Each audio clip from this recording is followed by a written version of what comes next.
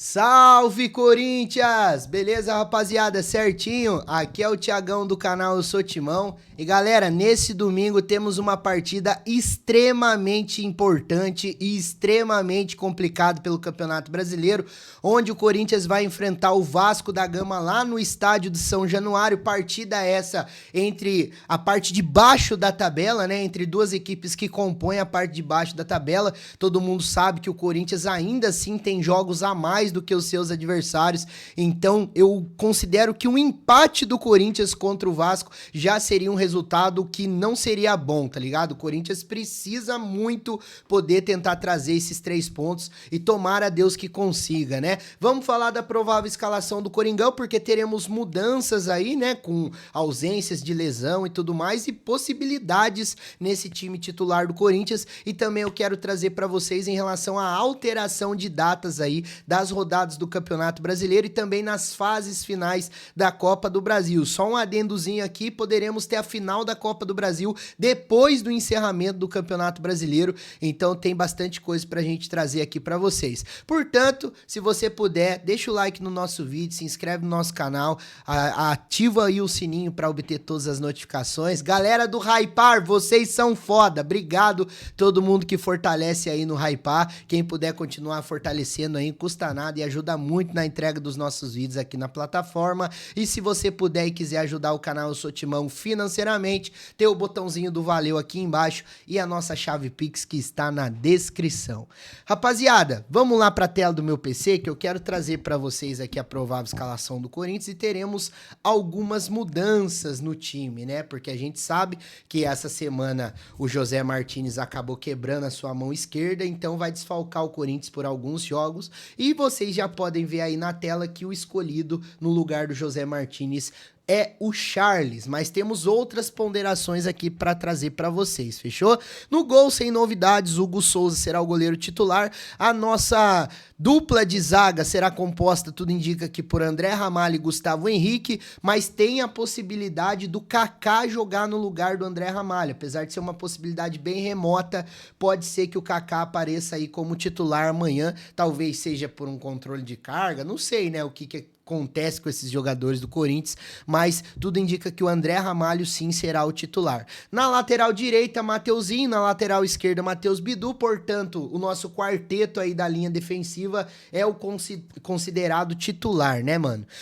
No meio-campo, como primeiro volante, vem o Ranielli.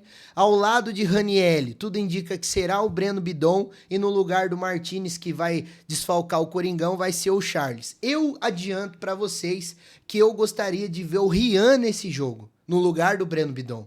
Dá uma liberdade maior pro Ranielli, dá uma liberdade maior pro Charles, faz com que o Garro não precise se recompor, que o Garro fique lá mais adiante, né, no sistema ofensivo do Corinthians, mas a grande possibilidade do titular é de ser realmente o Breno Bidon. No lugar dele, a remota possibilidade é o Maicon, mas eu não queria nenhum e nem outro. Eu gostaria muito de ver o Rian pro Corinthians povoar mais esse meio campo, porque o Vasco vai vir muito embalado contra a gente, né, mano? Então, na articulação do Coringão, Rodrigo Garro, e a dupla de ataque continua sendo a dupla dos garotos, Kaique e Guinegão. Olha que beleza aí, o Dorival dando mais um voto de confiança, inclusive o Guinegão, que tudo indica que terá contrato renovado com o Corinthians, né? Eu trouxe as informações aqui pra vocês. O Guinegão aí pode estender seu vínculo aí por mais 5 temporadas, então tá sendo bem utilizado pelo Dorival Júnior. E nas ausências do Memphis Depay e do Yuri Alberto, os garotos passam na frente dos considerados substitutos imediatos, que no caso é o Thales Magno e o Romero. Detalhe, ambos estarão à disposição de Dorival Júnior amanhã, tá? O Romero volta depois de ter cumprido suspensão diante do jogo do Juventude, e o Thales Magno também é opção, mas tudo indica que a dupla de ataque do Corinthians ainda seja dos garotos Kaique e Guinegão. E é importante, né, rapaziada? É importante dar uma sequência para os garotos. Eles não se esconderam no último jogo do Corinthians diante do Bahia. O Guinegão fez o gol de empate pro Corinthians. O Kaique apareceu bem no lado esquerdo no primeiro tempo, principalmente. Segundo tempo ele acabou dando uma cansada, é verdade, mas eles não se esconderam. O que eu achava que fosse acontecer, realmente aconteceu, que os meninos pudessem ter vontade, ter determinação para jogar dentro de campo, dentro da Neoquímica Arena, da Neoquímica Arena, diante do seu torcedor, principalmente ali para poder demonstrar o trabalho que a gente espera, né, mano? Porque os substitutos imediatos, Thales Magno e Romero, é só Deus na causa. Então, a gente pode, de uma certa forma, ficar esperançosos aí de que velocidade vai ter, entrega vai ter, empenho vai ter e que eles tenham um bom êxito, tenham boa sorte aí diante desse jogo contra o Vasco. Rapaziada, é um jogo difícil, cara. Já coloco como um jogo difícil porque Corinthians jogando fora de casa. A gente sabe que os confrontos de Corinthians e Vasco aí na história de São Januário são, assim, digamos que bem equilibrados. Se eu não me engano, são 17 vitórias pro Vasco, 13 vitórias do Corinthians e 11 empates. Talvez eu esteja invertendo algum número aí. Eu sei que o Vasco ganhou mais, mas tá bem parelho, né, mano? Então o Corinthians ultimamente tem conseguido bons números aí diante do Vasco. Tem o jogo de 2017 que o Marquinhos Gabriel fez gol, aquele... Quem mais fez gol naquele jogo? O Jô fez gol. Teve um centroavante lá também do Corinthians, Cleiton fez 2 gols nesse jogo, o Corinthians ganhou por 5-2. Teve aquele jogo com o Moscardo faz gol, o Giovani faz gol, o Corinthians vence a equipe do Vasco também, o Corinthians que também estava disputando a parte de baixo da tabela naquela ocasião. Então que amanhã o Corinthians possa jogar com sabedoria e com propriedade, porque é isso que a gente espera que aconteça, rapaziada. Porque se o Corinthians entrar desfocado do jeito que vem entrando nas últimas rodadas do Campeonato Brasileiro, vai ser bem complicado, viu, mano? Vai ser bem complicado. O Vasco tá com um time, apesar de ter perdido o jogo pro Juventude, aí esse jogo a menos que o Vasco tinha, o Vasco tá com um time embalado, ganhou de 6-0 do Santos fora de casa. Então isso tem que ser levado em consideração, sim. Eu tenho certeza que eles vão tentar lotar o estádio deles nesse jogo contra o Corinthians, porque do mesmo jeito que é importante esse jogo pra nós, é extremamente importante pra eles também, pra eles poderem dar um pouco de uma distanciada aí na tabela do Campeonato Brasileiro, na zona de rebaixamento e inclusive ultrapassar o Corinthians se eles acabarem vencendo a sua partida. Então o Corinthians tem que jogar com os olhos bem abertos, com os pés no chão, bem no chão mesmo, e não entrar na pilha dos jogadores do Vasco e da torcida do Vasco, porque eu tenho certeza que o clima será bem hostil para esse jogo no Campeonato Brasileiro. Que o Coringão possa ter êxito, né, rapaziada? A gente espera que essa semana de trabalho do Corinthians possa ter sido válido de alguma coisa, porque o desempenho dentro de campo nas últimas rodadas é pavoroso, não é verdade? Bom, vamos lá, eu quero trazer aqui para vocês em relação à mudança das datas, né, do Campeonato Brasileiro. É importante a gente falar porque a CBF anunciou nesse sábado mudanças no calendário do Brasileirão e a Copa do Brasil de 2025. As últimas rodadas do Brasileirão foram antecipadas e as datas da Copa do Brasil sofreram ajustes. As rodadas 27, 29, 31 e 33 do Brasileirão da Série A serão disputadas em 5 e 19 de outubro e 2 e 9 de novembro. Datas antes reservadas para semifinais ou finais da Copa do Brasil. Com isso, a rodada final do Brasileirão ficou marcada para o dia 7 de dezembro.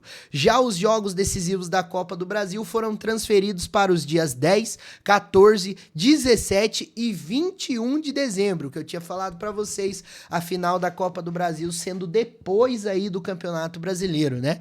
Com a possibilidade de usar também 26 de novembro para a ida das semifinais. Essa mudança acontece com o objetivo de evitar conflitos de datas, principalmente em caso de participação de clubes brasileiros no Mundial de Clubes da FIFA. O Botafogo em dezembro, que é um exemplo, né? E evitar que as equipes prejudiquem a preparação para a temporada de 2026. A gente tem times aí que estão, né, na Copa do Brasil e que também estão nas fases finais da Libertadores, né, rapaziada? Que no caso é o Palmeiras. O Palmeiras está nas quartas da Libertadores, o São Paulo foi eliminado, o Flamengo foi eliminado, o Inter foi eliminado. O Inter foi eliminado nas duas, diga-se de passagem. Então, um exemplo aí, a gente pode usar o porco. Os caras não estão querendo que haja conflitos em relação às datas aí da final da Copa do Brasil. Interessante, né? Porque o Brasileirão acaba um pouco antes e o foco daí seria total para a final da Copa do Brasil. Porra, será que o Coringão vai conseguir chegar?